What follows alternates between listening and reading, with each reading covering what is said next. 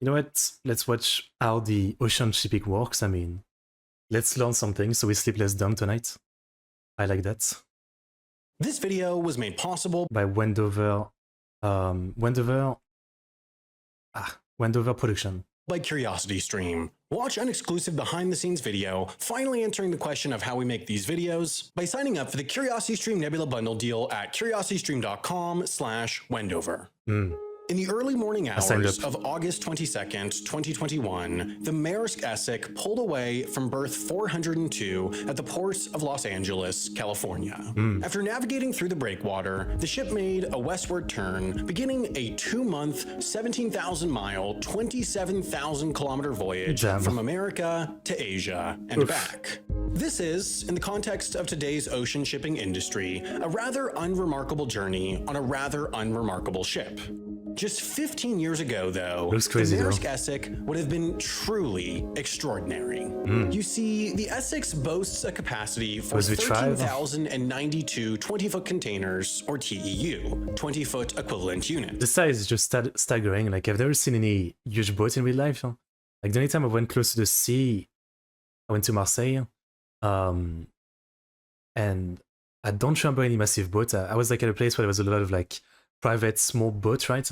So I've never seen like this kind of like massive boats where it's like literally like taller than, you know, skyscrapers at time, or like wider and all that, but it must be a sight. In 2006, the Zin Los Angeles entered service with a capacity for 9,600 TEU. Wow. This was heralded with proclamations of a new era for shipping, as the Zin ranked as the single largest container ship sailing the oceans. In summer 2021, though, so we keep getting bigger. Took its maiden journey from Asia to Western Europe with a capacity for 23,992 TEU. That's interesting. So we keep getting bigger and bigger. Like, will there be a limit? I wonder, like, if there's a point where like it just doesn't make sense anymore. Because I guess if you keep building bigger ships, you might need like also to build bigger ports and infrastructure to like, you know, do it.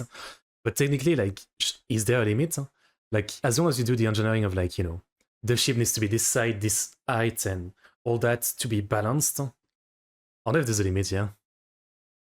Lying about this cruise ship. I never went on a cruise ship. I went, like, the ship I went on was like a tourist thing where like you could have like 20 people on it. And it was like 20 minutes thing. 2.5 times more than the largest ship of a decade and a half ago. As a point of comparison, keeps getting that means bigger. This one ship could carry every single container the 100,000 person nation of St. Vincent and the Grenadines received in 2020 at once, and then add Bermuda's annual container traffic on top of that. Now, this trend towards larger and larger ships is indicative of another major trend in the shipping industry: consolidation. Recognizing the incredible economies of scale in an industry founded on the principles of economies of scale, the largest container shipping lines recently worked to reap a cost advantage that their smaller competitors could not by aggregating a larger quantity of containers onto fewer ships. This is both a cause and effect of the fact that in 2000, the top 10 shipping lines controlled 51% of the global market, but now they hold 85%. Of course. Bolstered by historically low shipbuilding costs, Maersk, MSC, Evergreen, and others elected to order these new behemoth ships rather than buy or renovate used ships to operate on their busy Asia to Europe and Asia to Western North America routes. So a 13,000 TEU behemoth like the Essex, a record breaker in the wrong year, is now but a rather unremarkable workhorse of a ship fixed on a regular route from Los Angeles. After an uneventful 10 days traversing the Pacific, the Maersk Essex stopped at its first port of call, Yokohama, Japan. The stop lasted 8 hours as cranes unloaded containers from the Americas, then loaded more bound both east and... Again, yeah, that's what I'm thinking. Like, I guess there has to be a limit though for now, because if they keep building it bigger, some ports will just not be able to take it. You know, like this one already, you can see like this one is, he was thinking this is like the 2006 ship or whatever. So I don't know how the bigger one that they showed even fit in that. And it's not like, you know, every country will be like, okay, we'll just upgrade our ports to make your ship fit. Yeah, but at the same time, like if you keep making it bigger, you can put more on it and maybe it's more efficient. So I don't know. And westward. Soon enough, though, the Essex pulled in its lines, thrust it away from the dock, and carefully navigated its way out of Tokyo Bay. Once it reached open water, however, it actually slowed down slightly for rather strategic reasons. You see, in 2008, in the early days of the financial crisis, shipping lines faced a perfect storm of circumstance. Shipping demand was rock bottom, and fuel costs were sky high. The lines had to innovate to survive, and so a working group at Maersk came up with a stunningly simple proposition. Just go slower. You see, like most vehicles, ships are more efficient at slower speeds, but companies were always worried that operating a ship over a long distance below its designed cruising speed could damage its engine, a quick way to squander any fuel savings. Maersk proved this belief false though, and so began operating many ships at 14 to 18 knots rather than 22. This proved financially advantageous. Most industry players observed 10 to 25% fuel savings on a given journey, and in time, going slower became standard practice industry-wide. Of course, when the shipping market's hot, lines will operate at higher speeds since they'd rather get cargo to its destination and pick up more containers sooner, but when it's not, it's a simple way to simultaneously reduce operating costs and remove capacity from the system when it's not needed. This is exactly what the Maersk Essek did after leaving Yokohama. With no need to get to its next destination quickly, it reduced speed all the way down to 12 knots as it meandered through the East China Sea, which doesn't seem like it'd be a notable practice, but slow steaming has been one of the most significant industry innovations of the 21st century. What about the innovation is just go slower, dude. That's pretty amazing. Like, I feel like they really got like lucky in a sense that they had the solution. When you think about it, like most problem like this that might have happened from something like the US financial crisis of 2008, like most industry that were in trouble probably didn't have like the simple solution of just go slower, dude, right? That's literally like the simplest solution that doesn't require them to do anything else.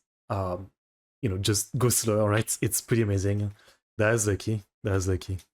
Given the slow pace, it took 5 days for the Essek to arrive at the port of Xiamen, China, where it sat for some 36 hours as thousands of containers were unloaded. In the afternoon of September 8th, though, it pushed off once again, ready to venture deeper into the Far East. On this stretch of the journey through the South China Sea, the vessel passed closest to the country that most of its crew members call home, the Philippines. You see, with few labor laws regulating who can work on ships sailing in international waters, it's only natural that cost-conscious shipping lines look for staff from the lowest cost of living countries. In short, they look for those that they can pay least. Arising from a mix of culture, tradition... I'm actually not surprised. I don't know if you guys know about the story of the Concordia ship, the cruise ship. It was in 2012, I think. Internet Historian has a great video about it. And it was like a massive, insane cruise ship, Italian cruise ship. And it ended up crashing and it was a disaster. And one thing is that the driver of the ship, the guy, using the wheel or whatever, right? So they basically hired him from Indonesia at like the lowest price or something. So it shows that like even those big companies with like billions of insane amount of money, they still just go out of their way to just hire people for like the smallest price. And the guy wasn't even like a ship driver, he was like a painter before that. So it's not surprising that they would do stuff like that. But also it's pretty crazy, yeah. Like literally hiring people from different countries so you can pay them less. That's pretty fucked up. But can't we be surprised, I guess? Costa Concordia, yeah, that's one. And education, the Philippines has established itself as the single largest source of maritime labor in the world. Some 77% of ratings, unlicensed, low-paid junior mariners that assist with some of the most physically demanding tasks are from the Philippines. Overall, the industry, unperturbed by national boundaries, is incredibly international. A Danish-owned ship will be built in South Korea, registered in Panama, captained by an American, and crewed by mariners from the Philippines, India, Bulgaria, Russia, and beyond.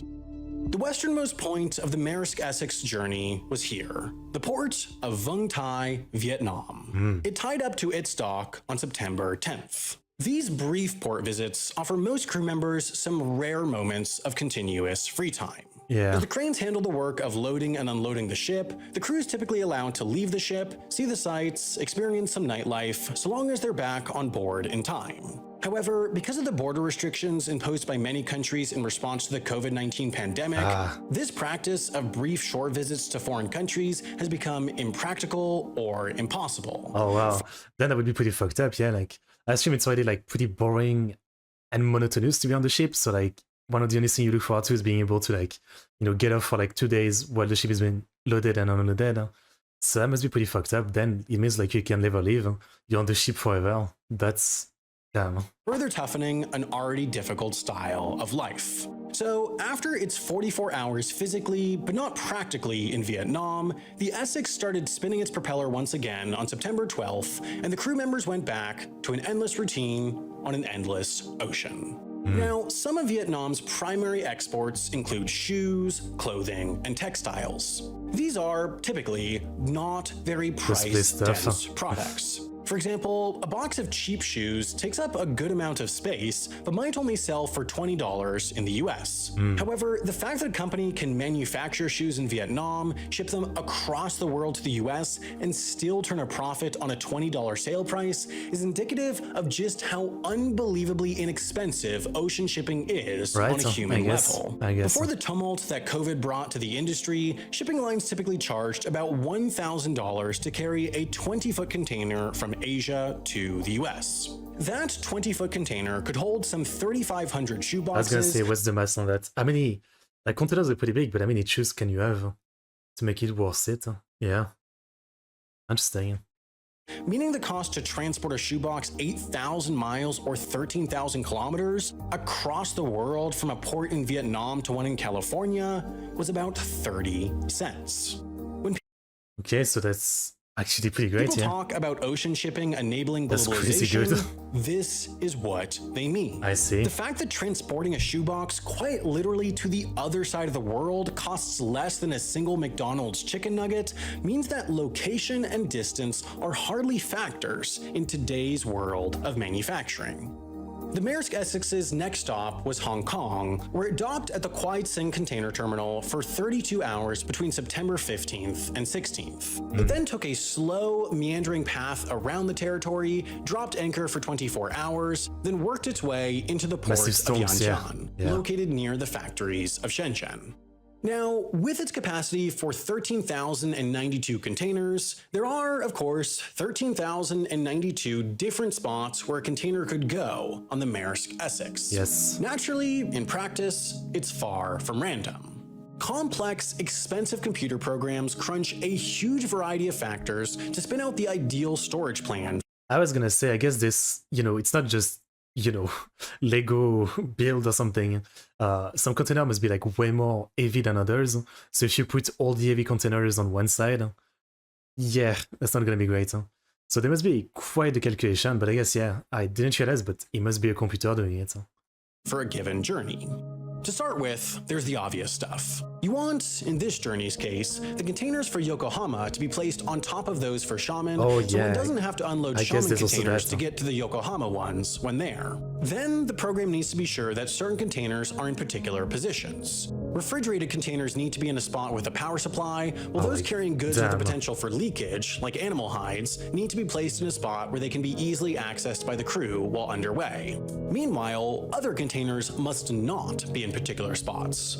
This table displays the regulations for the storage of hazardous materials. It indicates that items that are dangerous when wet, for example, must be stored at least 6 meters away from radioactive substances, that sounds so while fucking corrosive complicated. materials must be stored in a completely different compartment of the ship from infectious substances. On top of these and a multitude of additional factors, the ship has to be roughly balanced, meaning overall, the storage plan is a massive game of 40 Tetris that only a computer can perfect. After 52 hours, that makes sense, because can you imagine, like, every single time they get to a port, someone or like even a team of people would have to do this? That would be insane. That would be insane having to like think of the logistic of all this, and it's probably like super easy to make a mistake. That's crazy. Hours of implementing that plan, the Essex made a quick overnight journey up the coast to arrive back in Xiamen, where it made its longest stop yet. 56 hours loading a final batch of containers. This was also the last chance for the ship to load up on food and fuel before what would be by far the longest leg of its journey. Some pilot decided to fuck everything. Just before 6 a.m. I think there's on not September much pilot anymore these 24th, days. loading was complete, and it was time to shuttle another payload of thousands of containers to North America. The Maersk Essex passed Taiwan, worked its way through the East China Sea, then threaded the gap between South Korea and Japan. After hugging the country's coast, it sailed through the busy bottleneck of the Tsugaru Strait and entered the cool open waters of the northern Pacific. The Essex entered American waters for the first time as it sailed near the Alaskan Aleutian Islands, but then exited the country's exclusive economic zone as its track started. I thought I'd seen like a video recently that was talking about how, you know, no, actually, I think, yeah. I do recommend looking into it. I saw a video recently, like, in the last couple of years, like, it's decreased insanely to so many pirates and all that, because there's been a lot of, like, you know, improvement in strategy for, like, shipping routes, you know, and stuff like that, and so it's happening so much less that any ships get taken over by pirates in the last couple of years. To trend south. After nearly 2 weeks on the move, the ship's path started to parallel the California coast until the Essex passed the state's Channel Islands and turned east. On October 6th, it slowed to a stop, dropped anchor, and then just sat. On October 7th, it did the same. Nothing more happened on October 8th, 9th, 10th. In fact, for the next 17 days, a longer stretch than its trans-Pacific journey, the Maersk Essex sat on anchor within sight of California's largest city, waiting for an open berth.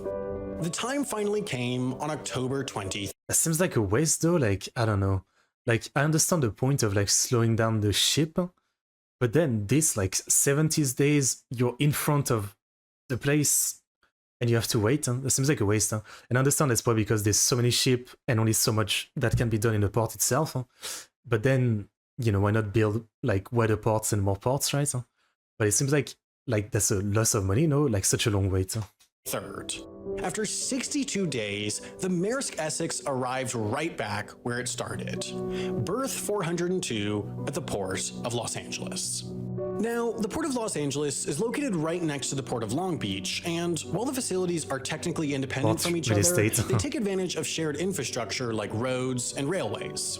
Combined, the complex handles about 40% of all container cargo coming into the country. Damn. This is because, like most of the industry, ports benefit hugely from economies of scale. You see, for imports coming from Asia, it rarely makes sense to send ships to the East Coast, despite that being the side of the country where the majority of the population lives. That's because that would require routing through the Panama Canal, whose largest set of locks can only accommodate ships up to 14,000 TEU, smaller than many new container ships, and even then, transit fees are well into the hundreds of thousands, getting a slot can be difficult, and routing via the canal extends journey times significantly. That's why most Asian imports are offloaded on the West Coast, but the US really only has 5 major deepwater container ports on the Pacific: Long Beach, Los Angeles, Oakland, Tacoma, and Seattle. Located in by far the largest metro area on the coast, the ports of Long Beach and Los Angeles have naturally evolved into the busiest as they have the greatest access to labor, transport, and infrastructure. These 3 factors are the most important for ports because, after all, nobody's shipping things to the Port of Los Angeles, they're shipping things through the Port of Los Angeles. It's all about getting cargo containers from the ship and onto onward transportation as quickly and efficiently as possible. Now, the port itself is essentially the landlord to a number of private companies that actually run each container terminal. For example, this facility is run by Houston Terminals, this one by Everport Terminal Services, this one by Phoenix Marine Services, and this one, where the Maersk Essex started and finished its journey, by APM Terminals. Now, once the Essex was docked, the first step was to physically remove containers from the ship, which was accomplished with these massive cranes. Each typically I remember, like, in GTA 5, there's a mission where you do something like that, I think. You use one of those massive crane machine is pretty cool. Loads 30 to 40 containers per hour onto trucks that move the containers to a temporary storage location somewhere in the terminal. Then there are 3 possible onward transportation methods. First, they could be loaded on a smaller ship or barge that moves the containers to a smaller nearby port, although this is rare in Los Angeles compared to a place like the Pearl River Delta, where there are plenty more water access population centers and industrial areas. Second, they could be loaded onto freight trains. This direct access to railways, Trains, yeah. the cheapest method of land-based transportation, is, in fact, a major advantage of the Port of Los Angeles. By far, the most common method of onward transportation from the Port of Los Angeles is, however, trucks. Trucks. They enter Makes through the sense. terminal's gates, Yeah. hitch up to a waiting container, then drive it to its final destination, whether that be on the other side of the city or country. So why is it that the Maersk Essex had to wait 17 days Right. just to unload its But I'm guessing again, it's just because like there's literally so much space in the port and there's too many ships coming in. cargo? What part of this system is broken? Yeah, Well, in short, all of it. all of it. There's no one factor contributing to the I was gonna say Asia like the video is called like "What's Broken," but so far I was like, this is pretty good. This is working pretty damn great for something so crazy. Here we go. That's the problem, yeah. to North America supply chain slowdown, but rather the system is just overloaded. Yeah. Most indicators suggest that trans-Pacific shipping demand is up It about literally works too 25% well. compared to the pre-pandemic baseline, which isn't a massive increase, but it's sort of like congestion on the highway. Traffic is an exponential problem. When one lane is closed on a busy 4-lane highway, your journey takes more than 25% longer. Stopping and starting takes time that adds up and slows the overall flow down exponentially. This is why ramp meters work. They prevent excess traffic from entering a highway, keeping it at capacity and flowing freely, so even if it takes longer to get on the highway, each person's overall journey time is less. It's the same situation with ocean shipping. It's a system with a capacity, so when it's overloaded by 25%, the slowdown is more than 25%. Once a container is offloaded, it's placed into a sprawling terminal filled to the brim. With an increase in traffic, more trucks than usual are waiting in line to get through the terminal gates to pick Yeah, up their just like cargo, the which means Domino's. picking up a container takes longer, which means a truck can't get back to the terminal as quickly, which means there are fewer trucks available to pick up containers. And again, the solution sounds simply to like have more ports, right? Or like make the ports bigger. Obviously, it would take probably years to build it, but that seems like the solution. Like there's not much else to do. Which means more and more containers stack up in the terminal. With containers leaving the port less quickly, there's less space for new containers, which means Yeah. it takes longer to unload ships, which means ships are having to wait longer to get into the port, Old which shitting, means yeah. there's less shipping capacity since journey times are longer and ships can't get back to Asia to pick up a new load as quickly. Meanwhile, all the congestion means that terminal operators are restricting or prohibiting shippers from sending empty containers back to Asia, which means that shippers in Asia are struggling to find containers to use, which means that they're having to buy new containers, which pushes up their shipping costs. Damn. And then all this supply chain chaos means that shippers are sending goods earlier, which increases demand, which furthers the supply chain disruption. Oh It's my not so God. much a vicious cycle as a vicious web. Chaos compounding chaos. This is what happens when disruption hits an industry designed to be extraordinarily standardized. A system so reliant on economies of scale that the world's largest economy has to rely on 5 interface points with the world's largest manufacturing hub. It's a perfect system, a system responsible for many of the revolutions of the last century, but systems reliant on perfection are those most vulnerable to disruption. For now, though, the cogs keep turning. The Maersk Essex I is mean, they're not out gonna there, stop, yeah. somewhere between way, California and Vietnam, shuttling Automation is not an another option load of they're looking into. containers from continent to Yeah, continent. but what kind of automation? Like, even if you had like robots doing the job, it's not gonna make things go much faster in the ports, right? Like, you know, like if you make an AI control the crane unloading the cargo, it might, let's say, go faster by 5 or 10%, but it's not like it's gonna go like literally like fucking like light speed, like tech. I don't know. So like, what automation would really help? Like, or maybe you could say automation in construction of a new port or something. I don't know. That would make it go faster to build the new port. I don't know.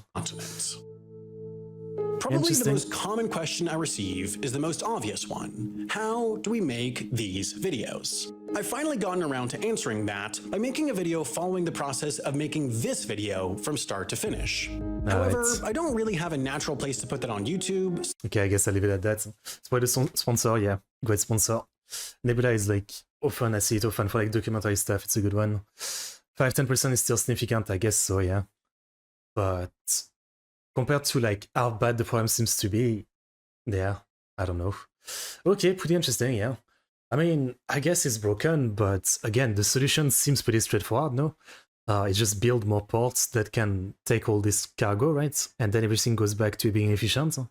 Now, obviously, it's, you know, billions of dollars or whatever, but from how much money this industry seems to be doing, wouldn't it be better for them to be able to like gain even more money by being more efficient? No, I don't know. Extrans would still add efficiency to it, with automation probably being cheaper to maintain than human hands. As Sam mentioned, any delay is exponential when over capacity. Yeah.